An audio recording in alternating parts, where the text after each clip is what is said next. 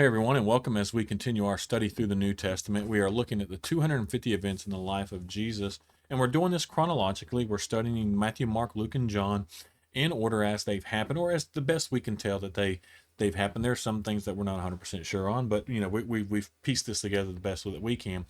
And so what I ask is, if you're interested in this and you're enjoying it so far, please make sure you subscribe to our channel. We're going to push this out all the way through the New Testament, the Gospels. We're going to do this all the way through the Gospels, and then go into some other studies and look at some other things. But if you haven't subscribed to the channel, and that way you'll get these, and then you also, when we start doing our other studies, we'll do that. And you're more welcome to ask questions, send us messages, put things in the comments. We encourage that, and we love the interaction that we can get through that. Today we're looking at Jesus is healing. He heals a bleeding woman and restores a girl to life. And the reason I kept these together is because really it is two different stories, but the way the writers write them and put them together, they happen at the exact same time. And so I wanted to keep them together. I didn't want to separate them out. And so what's happened is Jesus has gotten back into the boat after he sent the demons into the pigs, and they asked him to leave. He went back across the lake, and so a large crowd met him there where he was at. And what happens is a local leader of the synagogue there, whose name is Jairus, meets Jesus, falls at his feet, and basically begs him to come because his little girl is dying. He's like, please come lay your hands on him. And so Jesus went with him. Jesus was like, okay, I'm going to follow you. And while he's doing this, there was a woman in the crowd who has been suffering for 12 years with a constant bleeding condition, more likely some type of menstrual issue. She has suffered, and she's spent everything she's had to try to get it corrected. It's not gotten any better. And in fact, it's actually gotten worse. And so she had heard about Jesus. She heard about the things that he's doing. And so she's like, you know what? I'm going to come up through the crowd. And she's like, if I can touch his robe, I'll be healed. And so she does that, right? And so she does that, and Jesus, when she touches that robe and she's healed, Jesus realized at once that the healing power had gone out for him. And that's something I'm going to talk about a little bit later, of the healing power, and how, how Jesus, that was probably physically draining on Jesus. So he turned around the crowd and he asked, who touched my robe? Now Jesus knew who touched him, but he's using this as an opportunity to learn. And his disciples look at him like, hey, look at these people around you. How can you ask who touched me? But he kept on looking around to see who had done it. And it says, then the frightened woman, trembling and that came forward, and on her knees in front of him, and said, I'm the one. She let him know what she had done, and he said to her, and pay attention to this, because a lot of people, it's like, well, he touched her. That's what. No, touching isn't what healed her. He says, daughter, your faith has made you well. Go in peace, and you suffer, and your suffering is over. And so while he was still doing this, while this was happening, so we flip back to the other story. Messengers arrived from the home of Jairus, and leader said, hey, your daughter's dead. There's no use in troubling this teacher now. But Jesus overheard him and was like, look, you don't be afraid, just have faith. And that's the key thing we're going to look at here. We have to have faith. So Jesus stopped the crowd, right, and wouldn't let anyone go with him except for Peter, James, and John. These were his inner three. And when they came to the home of the synagogue leader, Jesus saw the commotion, the weeping, the wailing. That was a common practice. We've talked about that when someone had died, there was this weeping and wailing type thing that would happen, and besides the normal, right? And so he went inside and he says, why are, and this is, I don't know, I do believe Jesus had a sense of humor, but sometimes it's like the questions he asks whenever he does these things. It's like, okay, Jesus, why are you asking this? But he says, why all this commotion and weeping? He said, the child isn't dead. She's only sleeping. Well, they knew she was dead, right? And Jesus knows she was dead, but he's using this as a teaching opportunity. And so the crowd mocked him. They laughed at him, but he made them all leave. He said, get out. And he took the girl's father and mother and his three disciples and into the room where the girl was laying, and hold her hand. And he says to her, little girl, get up. He says it in the Greek. And the girl, who was 12 years old, immediately stood up and walked. And they were overwhelmed and totally amazed. And then Jesus again gives them strict orders, not tell anyone what had happened. He just told one person, we talked about yesterday, to go tell everyone, but he told them, don't tell anyone what happened, and go get this girl something to eat. And so we see here again, Mark and Luke, to recap all this, right, in the notes. Mark and Luke say the man's name was Jairus, right? He was a leader of the synagogue, right? And he would have been responsible for administration, looking after the building, supervising, right, the worship, running the school, right, on the weekdays there were schools there where they taught, and finding rabbis to teach on the Sabbath. It would have been really unusual for a respected synagogue leader to fall at the feet of Jesus, right? Especially everyone know it, to beg him to heal his daughter. But he was desperate, and he was humble, and he had faith, and so Jesus honored this man's faith. And so while he's like, okay, I'll go with you.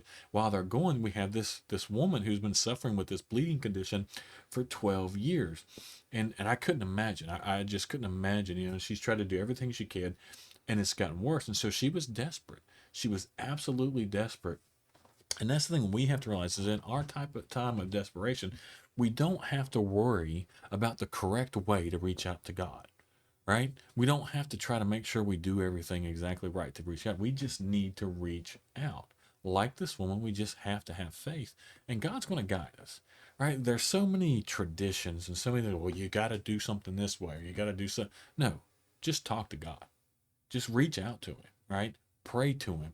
Ask him for help, right? It doesn't have to be in some perfect way, right? Just like this, right?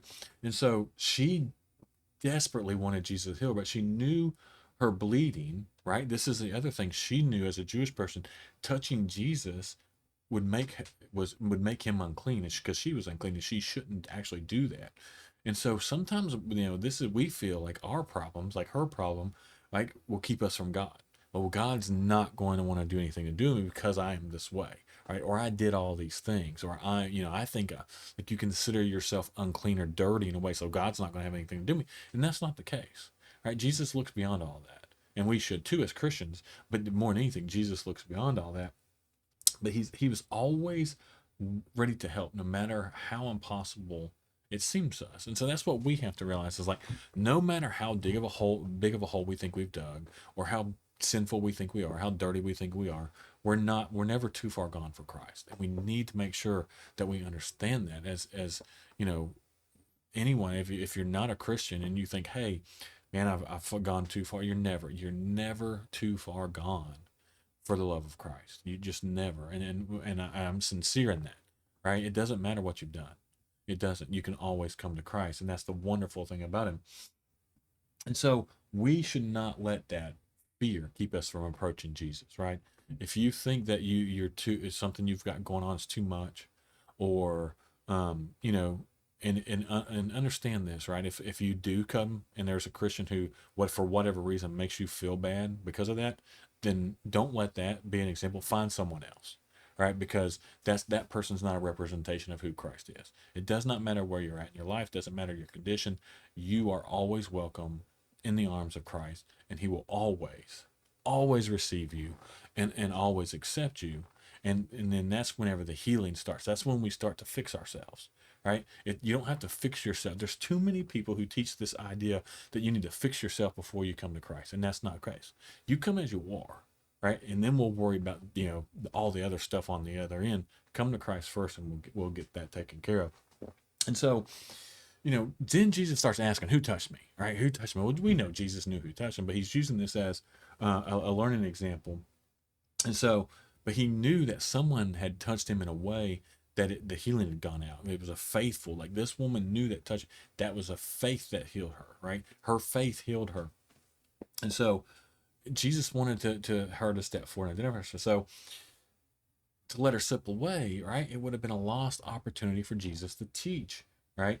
And one, to teach her that it's not the cloak, right? And it's not her, like, this is where we, in Christianity, we get a lot of this mixed up too. And in the same way, it's like, like, like, for example, around salvation stuff, like, well, baptism saves you. It doesn't, right? There's nothing magical about water. It is something we do as an act of faith, and we should do, and we're commanded to do.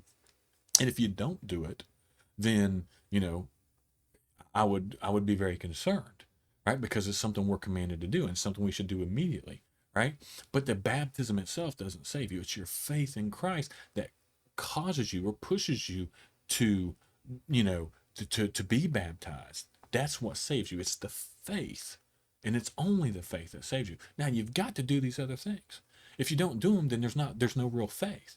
And so we make sure we don't get that mixed up. And just like this woman touching Jesus's garment, right? And the garment itself didn't save her. It wasn't the magical, the magic of it. If she didn't have faith, because there was a lot of people around him, right? But she had the faith that touching him was, she had the faith in Jesus and that he was going to, and that is what healed her. And he lets that, right? And he lets her know that. And so we need to make sure we understand that there's nothing we can do to save ourselves, right? Just like this woman, like it was Jesus who saved her. It was her faith in Jesus that saved her. And just like that, it's our faith in Jesus that saves us. And that's it. And again, like I said, she still had to touch him. She still had to touch him, right? She couldn't just say, well, Jesus is going to save me and not act on it, right? And so we need to make sure that we don't just say, well, Jesus, I accept you, now I'm saved, and not act and not do anything, not follow his basic commands. Well, then you don't have faith. Her faith was shown by touching him, just like our faith is shown when we get baptized. Our faith is shown when we repent. Our faith is shown when we go out and act like Christ and behave like Christ asked us to. Right? There's a lot of people who think, well, I'm saved because I said a prayer, or I'm saved because I was dunked in some water, but then they go around and act like jerks and are self-righteous all the time. I don't think that proves that you're saved. I think that proves that you think you are and that you think you're better than other people, but you don't have a Christian attitude, right? And so this is what we need to make sure we focus on, and make sure we realize that our faith is only proven by the things that we do and how we behave after the fact, right? After we give our lives to Christ, what are the things that we do, right? And so that's how our faith is proven and shown. Those things don't save you. Only the faith does, just like only this woman's faith did. And so, again, he uses this as a teaching moment for that very, very reason. I think what I'm just talking about there. And so they continue on the way, or they're when he's in the middle of letting her know that her faith is saved. The messengers, again, we come back to this other story where the messengers come and say, hey, it's too late. She's died. Sorry, you don't need to bother this teacher anymore. And Jesus is, he goes and says, why are you mourning? Right? It's not too late, right? You got to have faith. Don't be afraid. Just have faith. Again, it's a faith teaching lesson. And so, they do this. Well, he gets mocked, right? They laugh at him for saying that she's just asleep, right? She's not dead. We knew she was dead. Jesus knew she was dead. The mourners knew she was dead. But Jesus was using this again as an example of to show his power. And the girl, she was dead. But Jesus used this to indicate that her condition was temporary and she would be restored. And so Jesus tolerated the crowd's abuse here. It wasn't the first time he'd been laughed at. It wasn't the first time he'd been mocked. It wasn't going to be the last time. We're going to see that on the cross. And so he uses it for an important lesson. And so we have to understand that, today is the same way, right? Most of the world's going to laugh at us. They're going to make fun of us because of what we believe about Christ, right? I watch a lot of little YouTube videos and different things on teachings and public teachings and public debates. And there's people who mock us. There's people who make fun of us for what we believe. And that, Jesus says that's going to happen. But, we need to make sure we continue in the faith because we know how powerful he is and we know who he is. And we just need to stay in that faith, right? But people are going to mock us. People are going to make fun of us. That's okay, right? Just continue to show them the love of Christ. That's all we got. That's all we do, right? He didn't, hit back at him. He didn't, call him names. He didn't do anything. He didn't try to debate him. He just moved on. Went on. It's like, okay. And he did, and he rose this girl from the dead. And so when you're belittled for expressing your faith in Jesus and hope for eternal life, remember that unbelievers don't see things from God's perspective. They don't. So we need to show love and mercy and grace to those people who don't see that, right? They make fun of something they don't understand.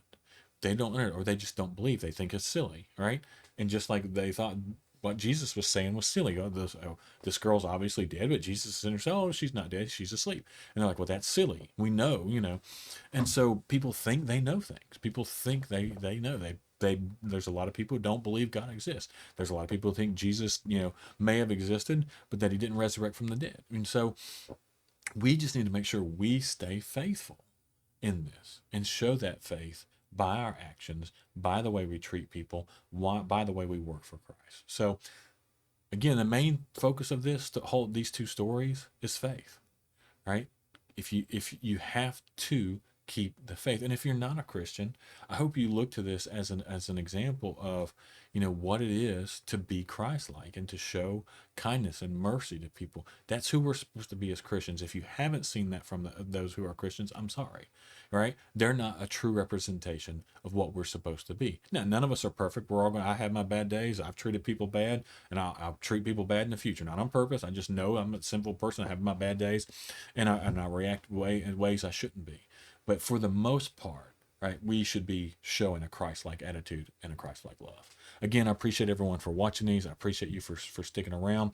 If they've been helpful, please continue to share these. If you have not subscribed to our channel, please go ahead and do so. We're going to continue to do series like this. We're going to finish this one out, and we're going to go into some deeper subjects and some deeper studies. And as always, I appreciate you for watching.